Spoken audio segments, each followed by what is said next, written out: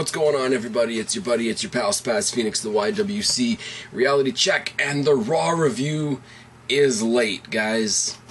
I have no excuses other than the fact that Raw ends at quarter after midnight here, other than the fact that I was tired as fuck and I would have been babbling incoherently more than usual if I had done my review last night. But, as is becoming the trend, I love Raw when seemingly everybody else hates it, and I get a chance to see that once again when I wait a day to do the review, because then I watch everybody else's and it's like, shit, man, this was a good show. You might not have gotten everything you wanted, especially certain people out there that are not getting what they wanted for sure. But coming off a great night of Champions, where you know, The Miz and CM Punk still reign supreme over the WWE. The Voices of Awesome, as I have dubbed them, carrying the two most significant pieces of gold in the company. You know we're in good hands. Going into Raw, we hear CM Punk's music, but ultimately we get Paul Heyman talking about last night. I was just like all the fans in Boston. I was watching history in the making. Punk retained, and I will admit it was controversial. Chad Patton comes out and he commends Chad Patton for standing up for his decision for calling the match a draw, a double pin, whatever you want to call it. Brings out multiple photos to show that John Cena's arms were down, and then the brilliance of this says, a fan was in the audience at Night of Champions and got a YouTube video of Cena's his shoulders being down, but mysteriously that's gone off YouTube. I wonder if John Cena had anything to do with that. I like that. That was good. It wasn't an overt, oh my god, there's a giant conspiracy thing, but it was just a little nudge in that direction. It's the great things you get from Paul Heyman.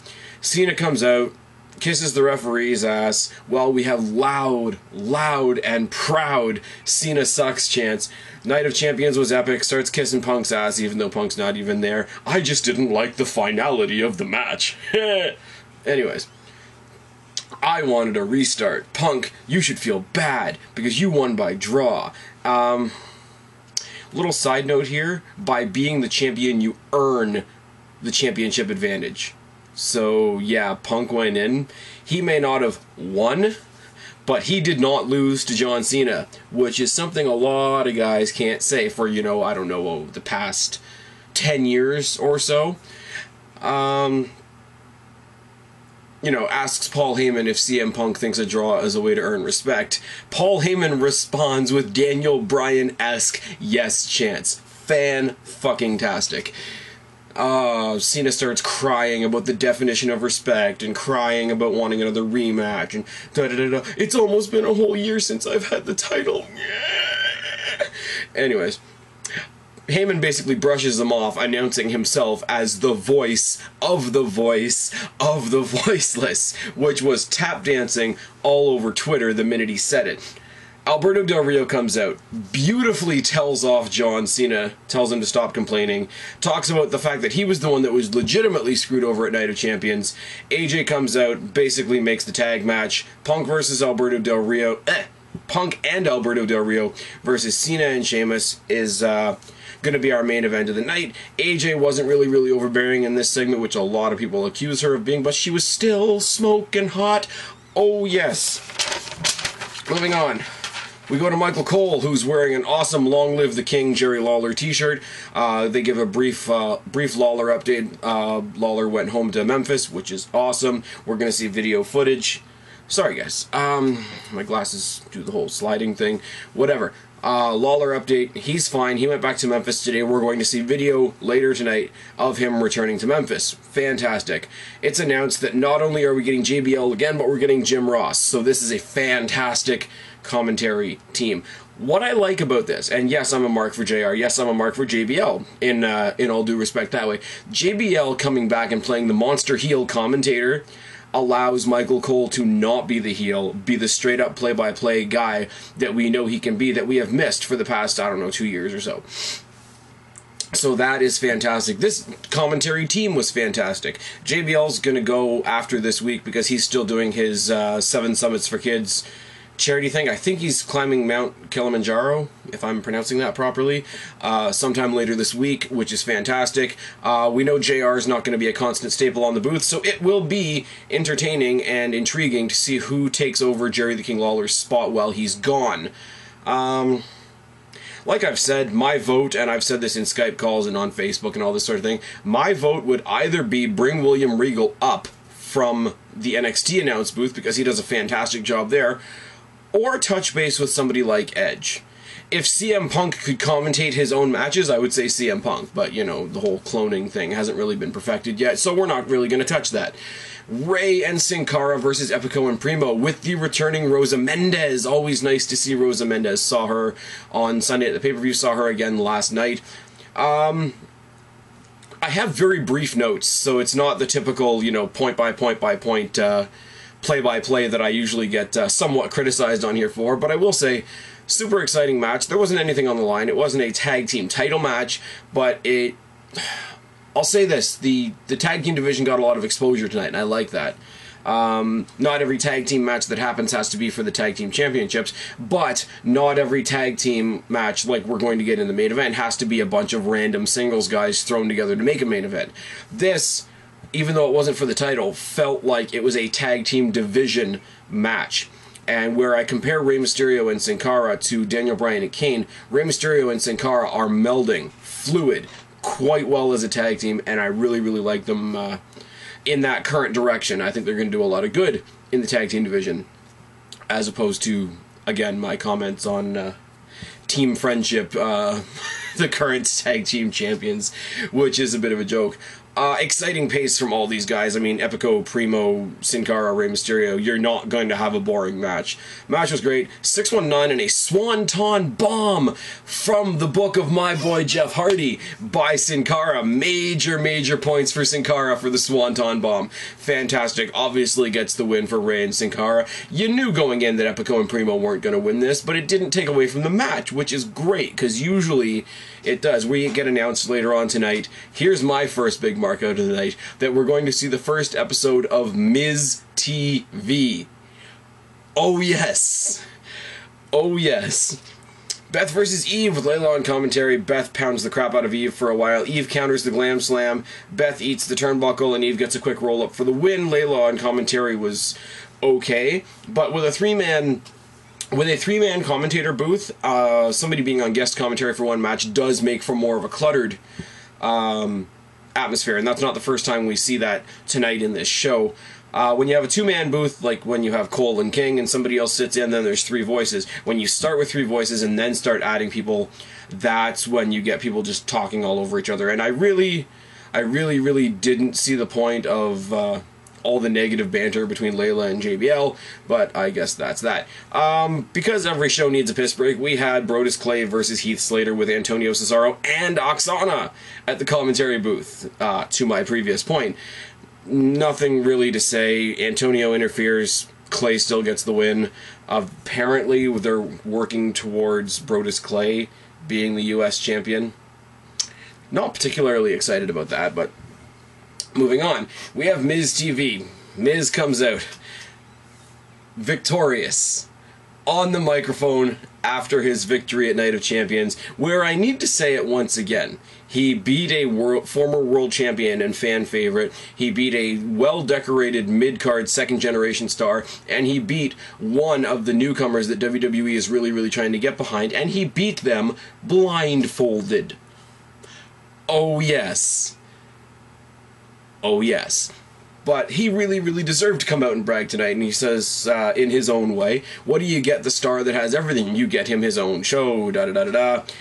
Starts comparing himself to Piper's Pit, The Cutting Edge, The Highlight Reel, all those types of shows. And, you know, when you hear him name off all these other shows, some of the other ones would have been like, I don't know, The Heartbreak Hotel, The Peep Show,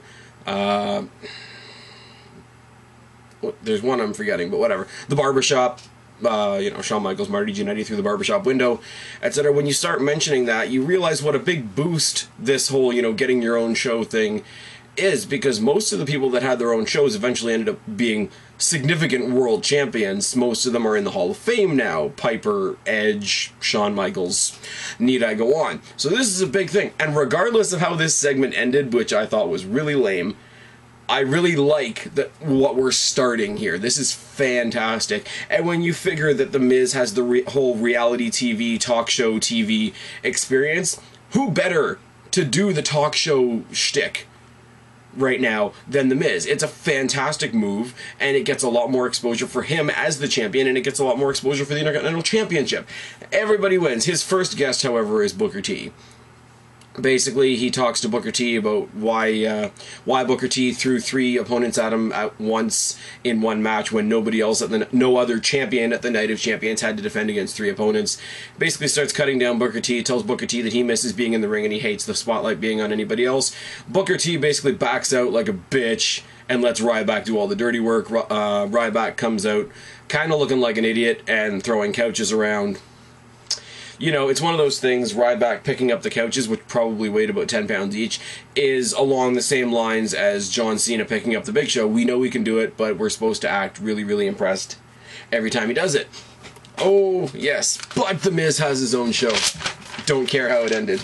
I mean, anybody that hosted a show. When Jericho hosted the Highlight Reel, when Edge hosted the Cutting Edge, when Christian hosted the Peep Show, etc., etc., etc. It never really ended well for the host, did it? So that's really par for the course, and if anything, it proves how great The Miz is going to be in this new sort of segment. And again, when you take a star and you give him his own part of the show, which will inevitably end in him ultimately being in matches, so you get him in 2 side-by-side segments, is what they're setting up. So they're setting him up for a humongous amount of exposure, not to mention the fact that he just did the Marine, and that's going to get him a whole lot of exposure, and he's the Intercontinental Champion, and that's going to get him a lot of exposure. So to those of you out there that are haters of The Miz, you can sit on it and twirl, because I'm having a good time. Moving on, Santino versus Ziggler, and I should hate this match. I really should hate this match, but considering Santino's a goofball, Ziggler owns him throughout the whole match, telling him that he's a joke. Vicky steals the stupid sock, and Santino looks like a lost little idiot child. Ziggler hits the zigzag, but not only that, picks up the limp, lifeless Santino Marella, hits him with a second hard and punctuated zigzag for the win. I can forgive Santino being on my screen this week. Next, we had Barrett versus Gabriel, the Barrett Barrage, as it's being. The great thing about this, the whole match, we want Nexus chants. That's fantastic. For 2 guys that we haven't seen on Raw in a fuckload of a long time, they put on the great classic brawler versus flyer match. Gabriel obviously is quicker, faster. He's outdoing Barrett in the early going. Barrett takes the brawl outside. Barrett hits a sitting abdominal. Barrett locks in, doesn't hit, he locks it in, because you don't hit a submission move. Has him in a sitting abdominal stretch, which looked really interesting, because not only was he grinding down on him like a typical abdominal stretch does, he's also grinding him towards the ground, which has got to add pressure, because you've got pressure coming down from your opponent, and you've also got pressure, I guess, coming up from the ground. I don't know how to explain what I'm saying any better than that. Gabriel hits a nice-looking springboard moonsault. Barrett gets that weird spinning knockout thing that they gave him that's a horrible finisher. Still a great match. Great outing by both guys. And yes, I've said it before, I'll say it again, I'm a huge mark for Justin Gabriel. He is my Jeff Hardy until Jeff Hardy comes back to the WWE, but I'm also excited about Barrett's return. And these guys coming together the way they did tonight, having a fantastic match that I'm pretty sure, on paper, nobody really would have given a fuck about, was fantastic.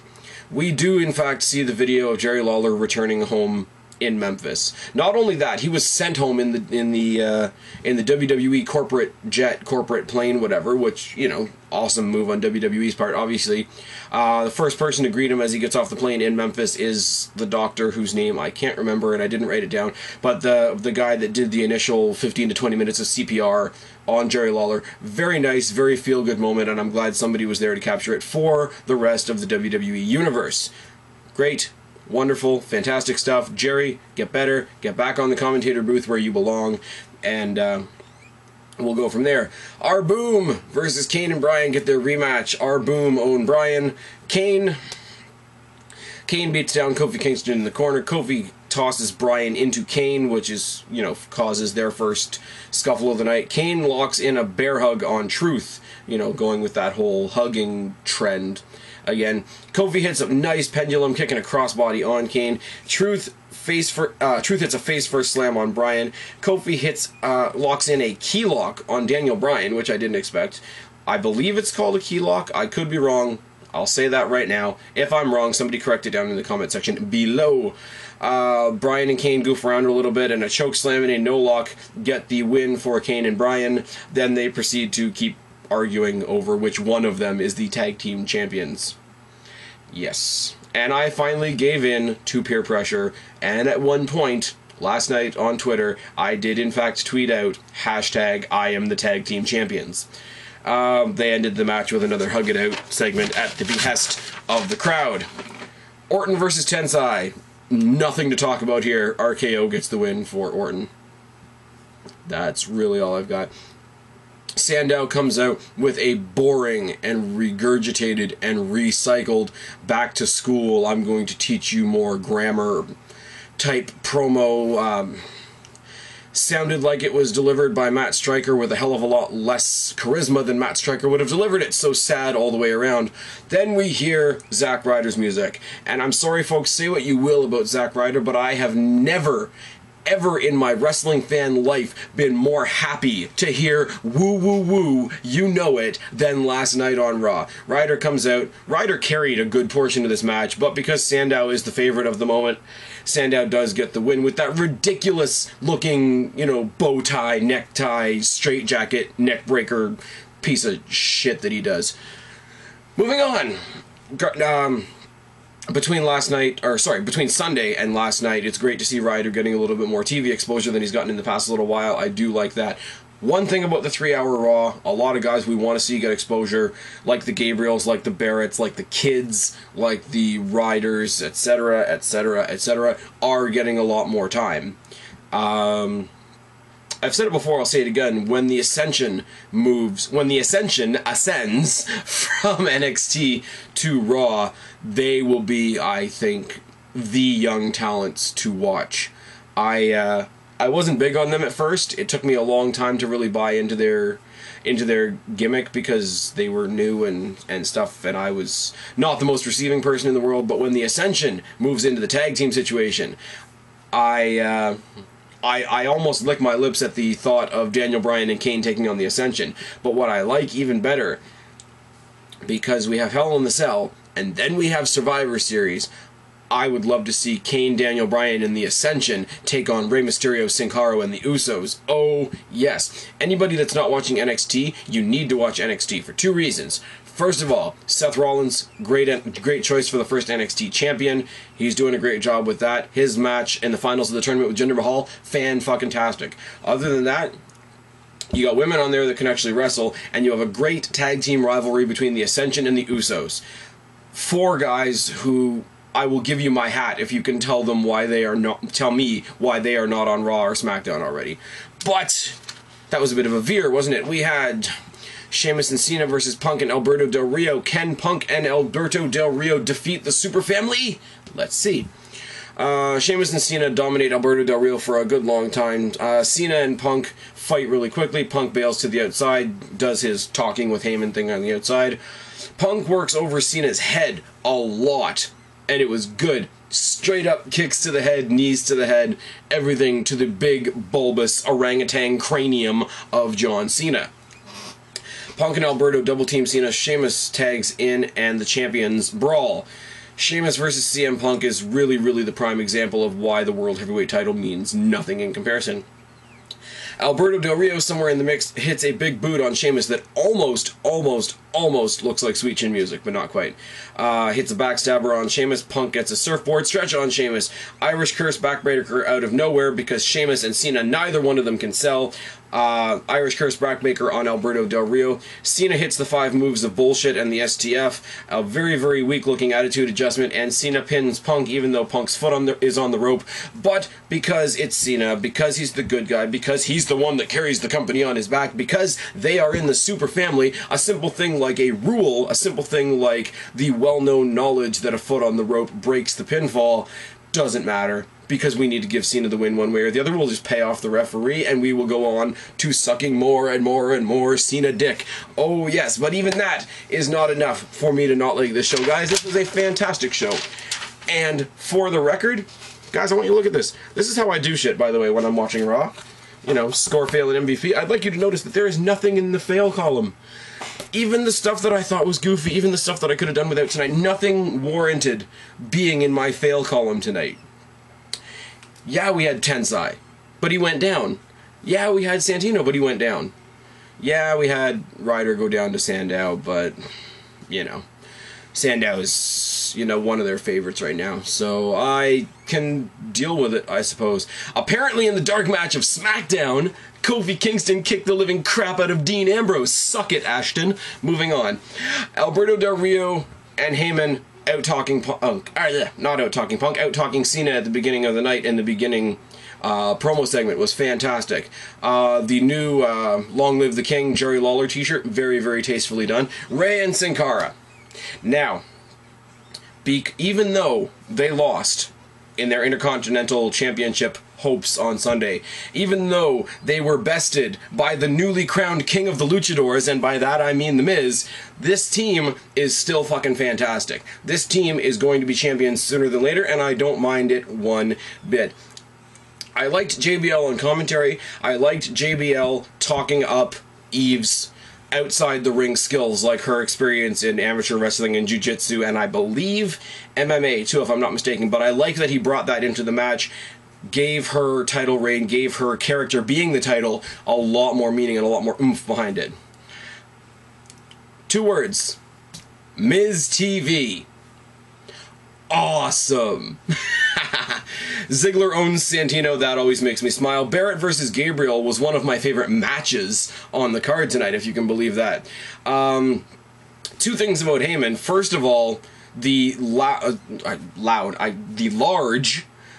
sign that we could see from hard camera side through most of the night that said Heyman for president made me smile. Heyman dubbing himself the voice of the voiceless made me smile. And here's the last thing that made me smile. CM Punk's hoodie. And you're about to say, what? Why did a hoodie? It's not even his merch. It's not even anything. Here's the thing.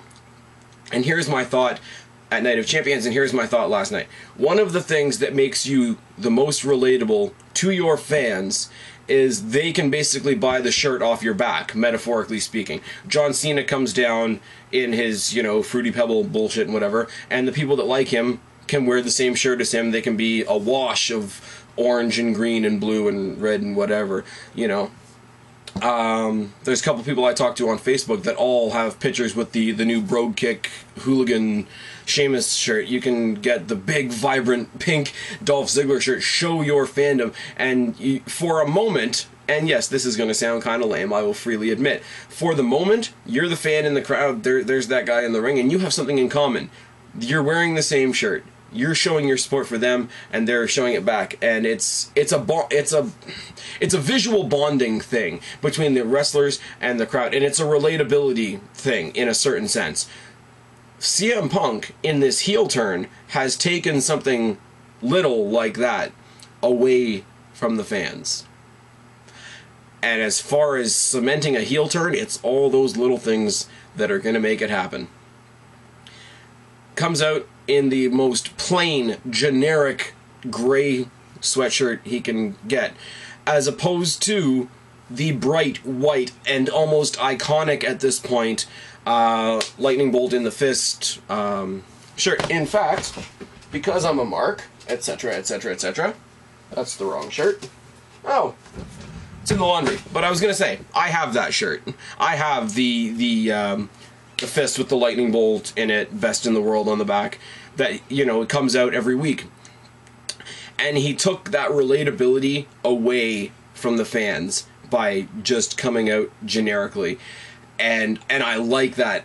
I am reveling in CM Punk as a heel. I am reveling in Paul Heyman's association with him as a heel. And I am reveling in the fact that you can just tell week after week after week that CM Punk truly loves, Phil Brooks truly loves sinking his teeth into this heel role, and that's my biggest score of the night, is just watching CM Punk have fun with being an asshole, and have fun in another way with the fact that no matter how much of an asshole he is, he's still going to be seen as the face by the crowd because we hate Cena.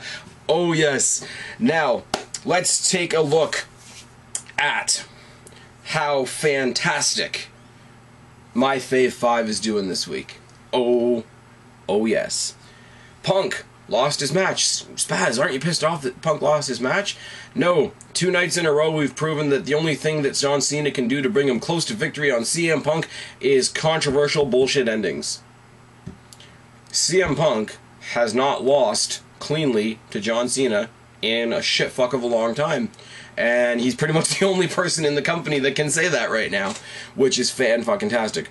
Orton got a win over Tensai, but still, Orton, Tensai. The winner made sense. Miz got his own show.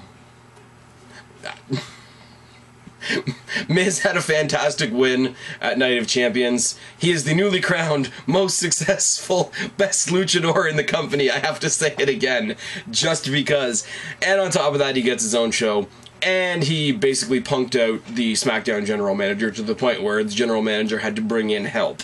So what does that say about Miz? Rhodes, unfortunately, wasn't on the show, but Rhodes is going into a rivalry with The Miz that is going to kick ass and hopefully culminate at Night of Champions.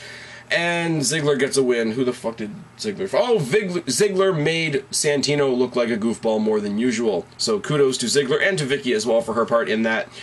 And we have a tie. We have a tie for my MVP of the night.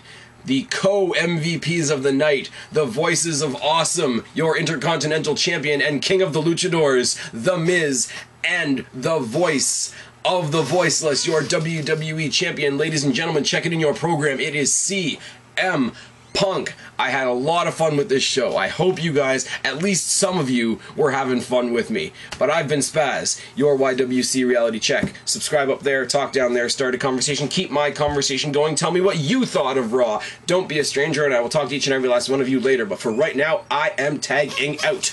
Bye. Wow.